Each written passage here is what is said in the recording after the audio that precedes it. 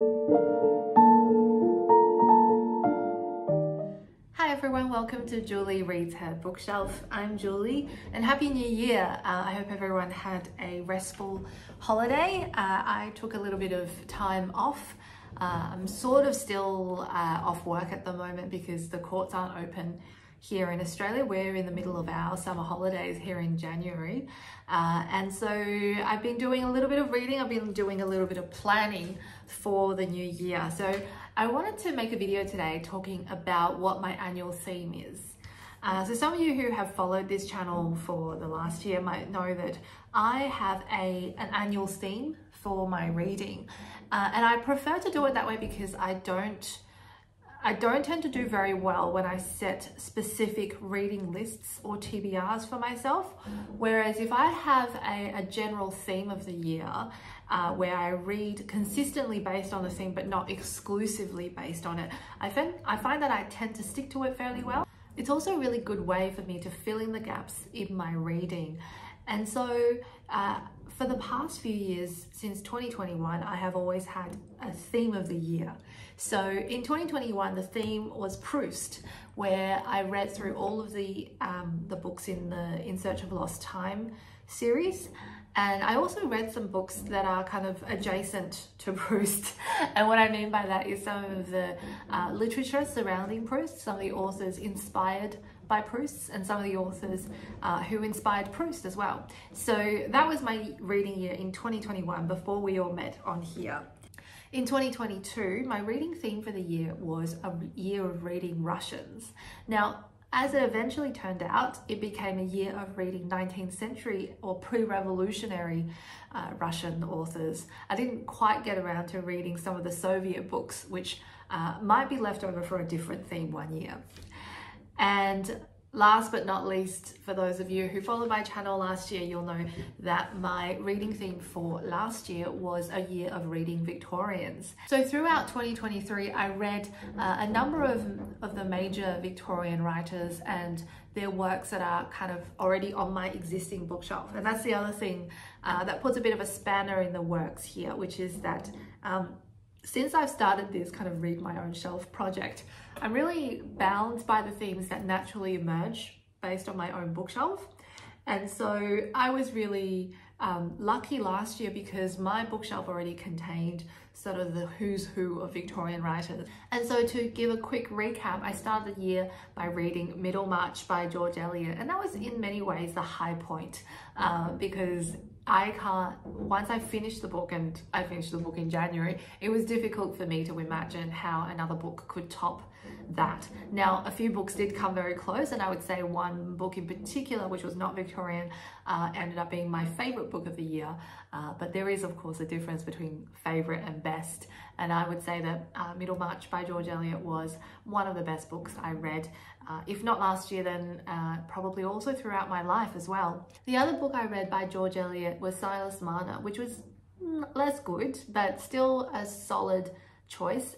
It had the great distinction of being the shortest Victorian novel I read last year, because they don't exactly come short. The Victorian writers tend to go on and on and on. But the Silas Marner I did actually enjoy. It had a really folksy, almost fable-like character about it. It was a moral book, but without being overly moralistic. And I really thought that George Eliot treaded that line quite well.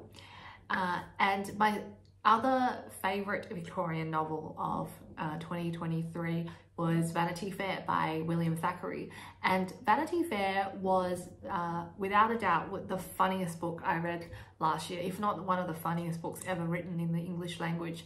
It is such a romp. The scale and the length of it reminds me a little bit of War and Peace, except if War and Peace came with a self-deprecating sense of humor. So I loved Vanity Fair. I thought it was tremendously good. And I did spend the rest of the year wondering if anything else that Thackeray wrote ever matched up to those heights, but I highly doubt it. So those were sort of my two favorite Victorian books that I read based on my theme last year. I don't want to go into too much detail regurgitating what I read, but because I've already gone through most of it in my monthly wrap-up videos. But just as a summary, I read 2 other Thomas Hardy books, which is Tess of the D'Urbervilles and Jude the Obscure. I read 1 Charles Dickens novel, which was A Tale of Two Cities. I had meant to get around to Bleak House, but it was too big and I didn't have the passion for Dickens that a lot of people with passions for Victorian literature tend to have. So I didn't feel like I wanted to commit to it last year. And the one last Victorian novel that I read in 2023 was Anthony Trollope's Can You Forgive Her? And that was such a fun read. I am so looking forward to continuing on my Anthony Trollope journey, even past my year of reading Victorians. Now for 2024, my reading theme was an obvious one because there is only really one theme that remains of my bookshelf, and that is French literature. So I will be spending all of 2024 reading French literature, and as of the end of 2024, I'm not really sure what other themes I could read. If I wasn't confined to my existing bookshelf, and if I could buy all the books that I want, I would have a lot more options. But unfortunately, I have made the commitment that I was not going to do any book shopping until I get through all of my unread books on my bookshelf. So I'm a little bit confined by that. It might just be that I need to read using a mixture of books on my bookshelf and books from the library to get around this reading ban. But we'll figure that out in 2025. In 2024, it will be a year of reading French. And my French bookshelf is quite classics heavy. And actually my bookshelf in general is quite classics heavy. Not necessarily because I was always known as a classics or literary fiction reader, but actually because they tend to be the books that I sort of feel like I'm obligated to buy when I see them at a secondhand bookshelf. And then when I buy it, I never sort of gravitate towards them, and then I leave them on my bookshelf. So they end up accumulating as unread more than any other type of books. So in the history of this channel, since I started this project of reading through all of my unread books, I've certainly had a very classics heavy reading taste, and that will continue well into 2024 with the year of reading French literature. Because my French literature bookshelf is so classics heavy, I will have to balance it out with some contemporary books, probably from the library, but also elsewhere on my bookshelf as well. So without further ado, I do want to talk a little bit about the French books on my bookshelf.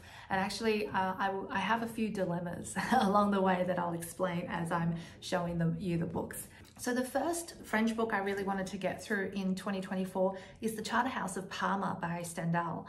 I have read The Red and the Black by Stendhal before, and I've really enjoyed that. Now, I know among Stendhal fans there's a little bit of a divide between those who like The Charterhouse of Parma and those who like The Red and the Black, because apparently they're quite different. I know this is a book about an Italian nobleman who goes on all kinds of adventures during the Napoleonic era, and so I'm really looking forward to reading this, and I'm looking forward to trying to pick my side in the battle of the Stendhal books. And mentioning Stendhal, I do actually want to reread The Red and the Black, because I read The Red and the Black when I was in primary school. So that was a long time ago. And actually this particular copy, which looks quite odd and very old, was a pirate copy that my family bought when we were still living in China in the early 90s. And back then there was, it was when Western books were just coming into the Chinese market after many years of the Cultural Revolution. So my parents, for whatever reason, decided to start reading Stendhal, and we've always had this book on my bookshelf, which is why I read it when I was a kid. I do remember enjoying it, although my actual recollection of the plot, other than the fact that it's about a social climber who sort of does everything within his power to climb up the social hierarchy, my actual recollection of the finer details of this book is very hazy, so it's probably well overdue for a reread. After Stendhal, my 2 priorities for 2024 are sort of the 2 granddaddies of French classics. The first is Les Miserables by Victor Hugo. Now, I am completely intimidated by this book. I know I read Proust, but Proust has a a storyline with actually not a lot of tangents. I know it's a strange thing to say if you've only read the first volume, but the way that Proust works is that by the time you get to the end of the 7th volume, he pretty much ties up all of the loose ends, and it doesn't feel like there's a lot of tangents in the storyline. Victor Hugo and Les Miserables in particular, I understand is completely different in that it just goes into a lot of plot lines about side characters and whatnot on various tangents, and it doesn't necessarily have a very clear through narrative in the way that it does in the musical. So I'm a bit intrigued and a little bit intimidated, but this is my major commitment for 2024, which is I'm going to get through Les Miserables, and hopefully I get to sit here at the end of the year and say that I really enjoyed this, because it's a big commitment if you don't.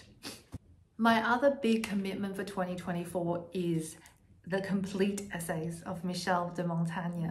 So for those who don't know, Michel de Montaigne is a French nobleman from the 1500s, and he was widely regarded as sort of the guy who invented the essay form.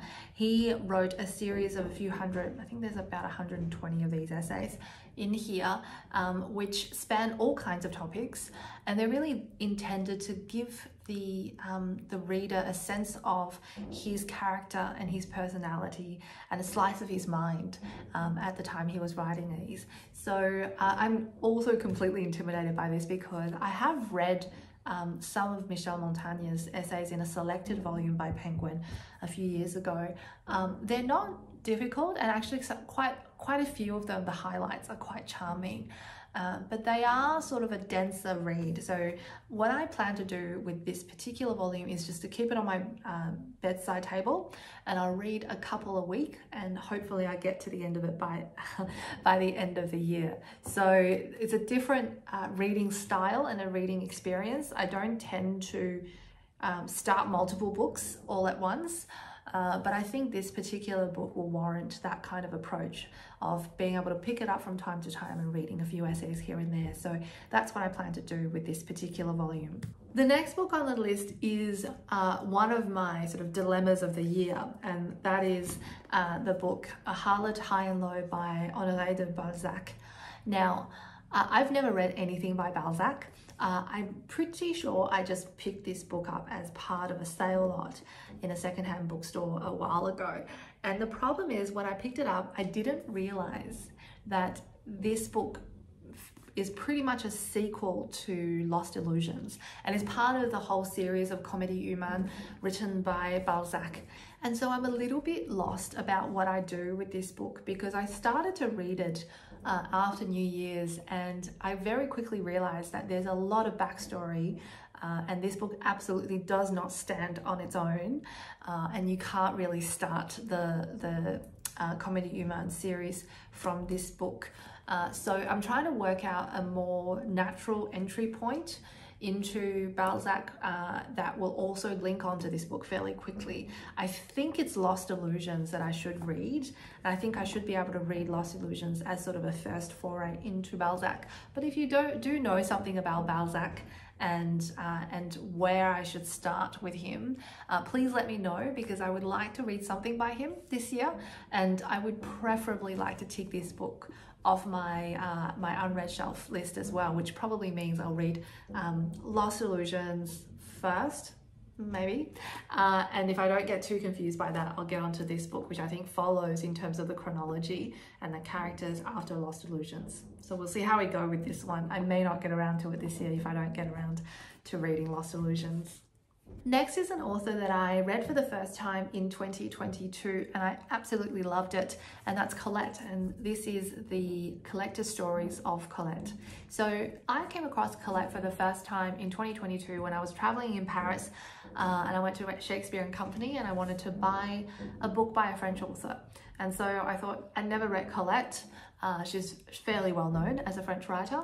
And so let's have a read through it. And I absolutely loved the Chérie books that I got. So I'm really looking forward to reading this. I hope this is as good, because these are just short stories rather than sort of her, sort of the Gigi series or the Chérie series of books. but I'm really looking forward to reading this because the little bit of Colette that I read I thought was extraordinary. So and very, very fun, and also quite lighthearted as well to read. The Sherry novels are a little bit sad, but I got through them within days. So I'm looking forward to this one, and I'm fairly certain I'll have gotten through this volume by the end of 2024. We can't have a year of reading French classics without reading through some Alexandre Dumas. The problem is the books that I own from Alexandre Dumas came from the same sale lot as when I got the Balzac in a second-hand bookstore. So they're not the main kind of the greatest hits of Dumas. What I have is Black Tulip, which I think is actually quite a self-contained sort of adventure novel. So I think this will be great fun to read, and I hope with these second-hand volumes the translation can be a real hit and miss, but I'm hoping with Dumas it won't matter too much because the plot will come through for me in the end. The other book I have by Dumas, confusingly, is called 20 Years After, and it's in 2 volumes. And as I said, this is a problem with buying books in a sale lot, because after I got home, I discovered that 20 Years After is a sequel to The Three Musketeers, which I do not actually own.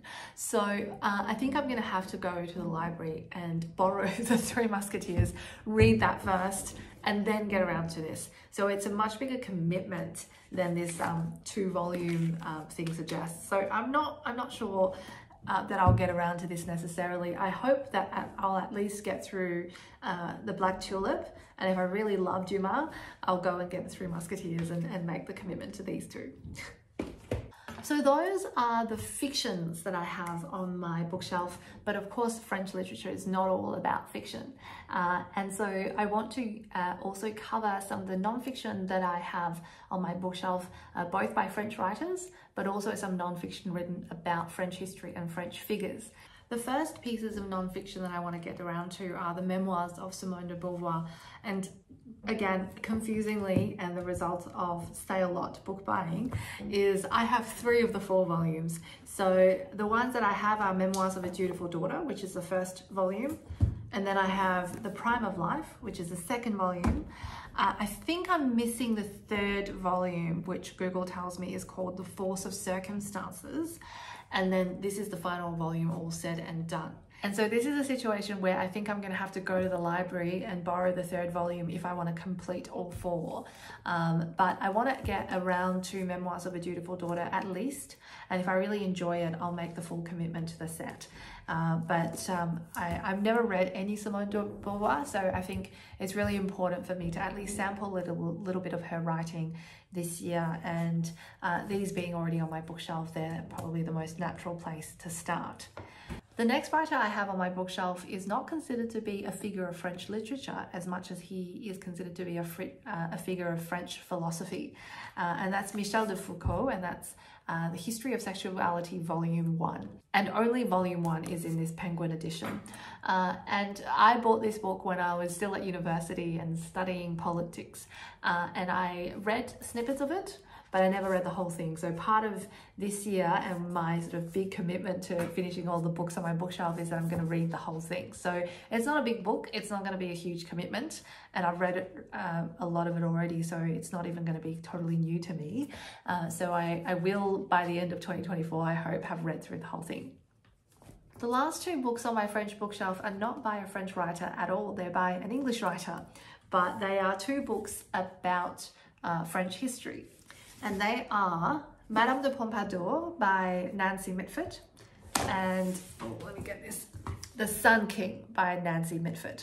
And so for those who don't know, Nancy Mitford was obviously one of the Mitford sisters.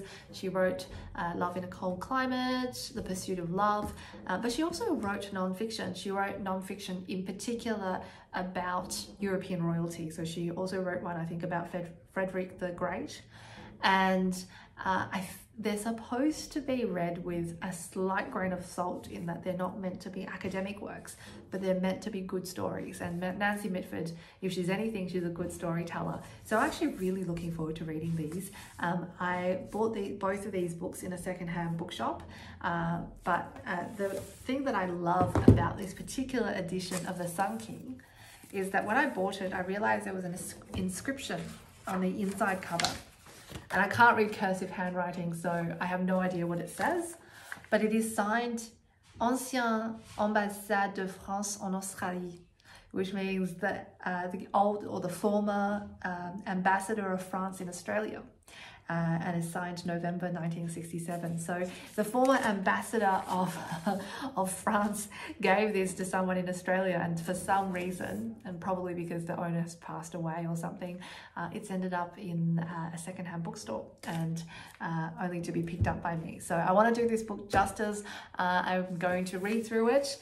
It's an edition, it's a beautifully printed edition that comes with lots of illustrations of Versailles and all of the palaces of the Sun King. So I think it'll be a really fun read, and I'm really happy to have this gorgeous edition with this personal note inside.